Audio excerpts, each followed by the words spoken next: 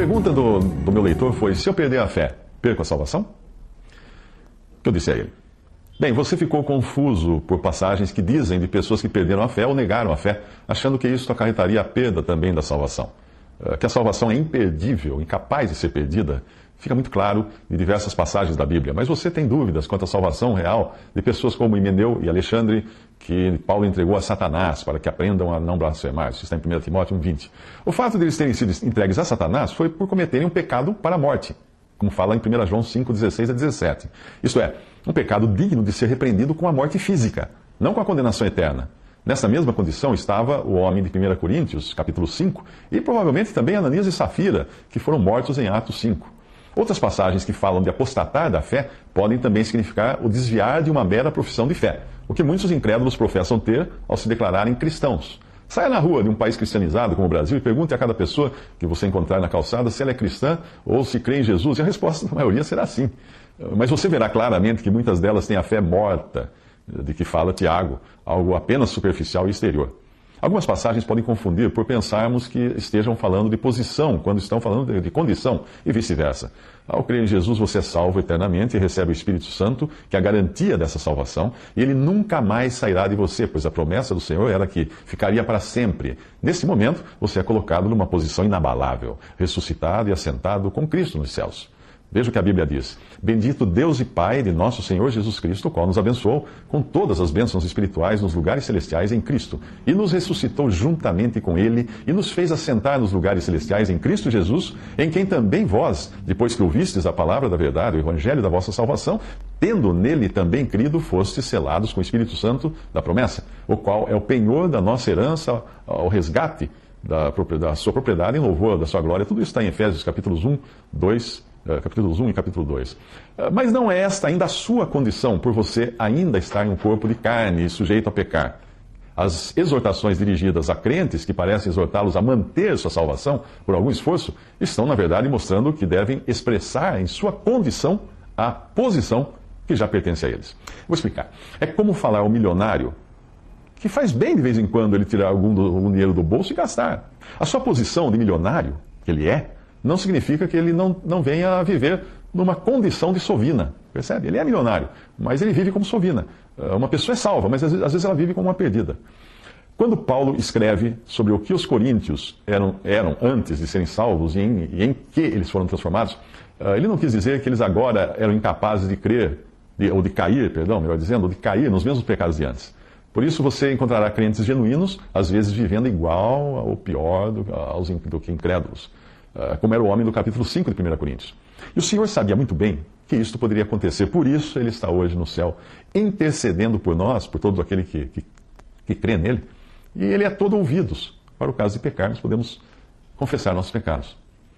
Uma passagem na Bíblia diz o seguinte: não erreis, nem os devassos, nem os idólatras, nem os adúlteros, nem os efeminados, nem os sodomitas, nem os ladrões, nem os avarentos, nem os bêbados, nem os maldizentes, nem os roubadores herdarão o reino de Deus. E é o que alguns têm sido, mas haveis sido lavados, mas haveis sido santificados, mas haveis sido justificados em nome do Senhor Jesus e pelo Espírito do nosso Deus. Isso está em 1 Coríntios 6, versículos 10 a 11. E outra passagem diz: se dissermos que não temos pecado, enganamo-nos a nós mesmos, e não há verdade em nós. Se confessarmos os nossos pecados, Ele é fiel e justo para nos perdoar os pecados e nos purificar de toda injustiça. Se dissermos que não pecamos, fazemo-lo mentiroso e a sua palavra não está em nós. Isso está em 1 João, capítulo 1, versículos 8 ao 10.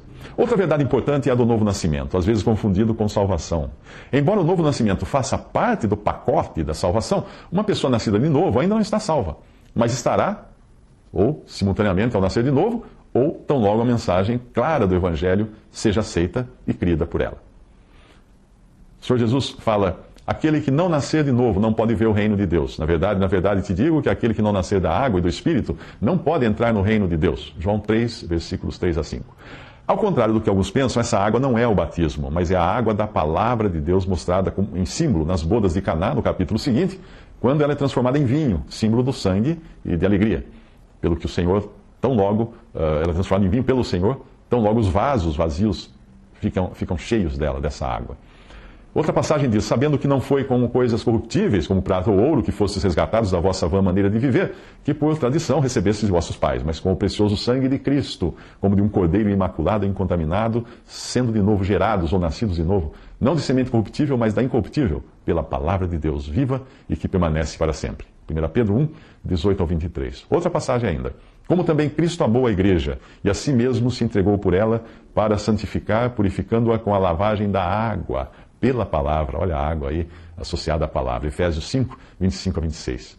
Cornélio era um gentil, um prosélito convertido ao judaísmo, um homem nascido de novo pelo efeito que a palavra de Deus, o Antigo Testamento, tinha causado em sua alma. Isto é, ele tinha vida proveniente de Deus para buscar a Deus, ou não buscaria de maneira nenhuma, como diz Romanos 3,11, e essa vida permitia que ele sentisse o peso de seus pecados. Por isso as suas esmolas subiam em memória diante de Deus, mas ele precisava ouvir o evangelho ainda da boca de um ser humano, no caso Pedro, e não de um anjo, porque anjos não evangelizam. Por isso o anjo que apareceu a Cornélio o encaminhou ao encontro no qual ele escutaria a mensagem do evangelho, que é o poder de Deus para a salvação de todo aquele que crê. Romanos 1,16. E a história vai assim. Havia em Cesareia um homem por nome Cornélio, centurião da corte chamada italiana, piedoso e temente a Deus com toda a sua casa, o qual fazia muitas esmolas ao povo e de contínuo orava a Deus. Este, quase à hora nona do dia, viu claramente numa visão um anjo de Deus, que se dirigia para ele e dizia a Cornélio, o qual, fixando então os olhos nele, muito atemorizado, disse: quem é, Senhor? E disse-lhe: as tuas orações e as tuas esmolas têm subido para a memória diante de Deus. Manda chamar Simão, que tem por sobrenome Pedro. Ele te dirá o que deves fazer. Isso está em Atos 1, capítulo 10, versículos 1 a 6. Mas apesar de ser um homem convertido, Cornélio, ele ainda não estava salvo, pois na presente dispensação a pessoa é salva pela fé em Cristo e em sua obra, que inclui sua morte e ressurreição. E essa é a tônica da mensagem do Evangelho. A pregação de Pedro você encontra em Atos, capítulo 10, versículos 34 a 43, e ela inclui esses elementos, que são o Evangelho, ou as boas novas de Deus. Pedro diz lá: a palavra que Deus enviou aos filhos de Israel anunciando a paz por Jesus Cristo, este é o Senhor de todos, ao qual mataram, pendurando-o no madeiro. A este ressuscitou Deus ao terceiro dia. Ele é o que, por Deus, foi constituído juiz dos vivos e dos mortos. A este dão testemunho todos os profetas de que todos os que nele creem receberão o perdão dos pecados pelo seu nome. Atos 10, 34 a 43. Foi somente neste ponto da pregação de Pedro, depois de terem recebido a mensagem clara do Evangelho, que inclui a morte e a ressurreição de Jesus, e fala também do juízo, e da necessidade de fé nele, que Cornélio e os que o acompanhavam verdadeiramente creram, e aí receberam então o Espírito Santo.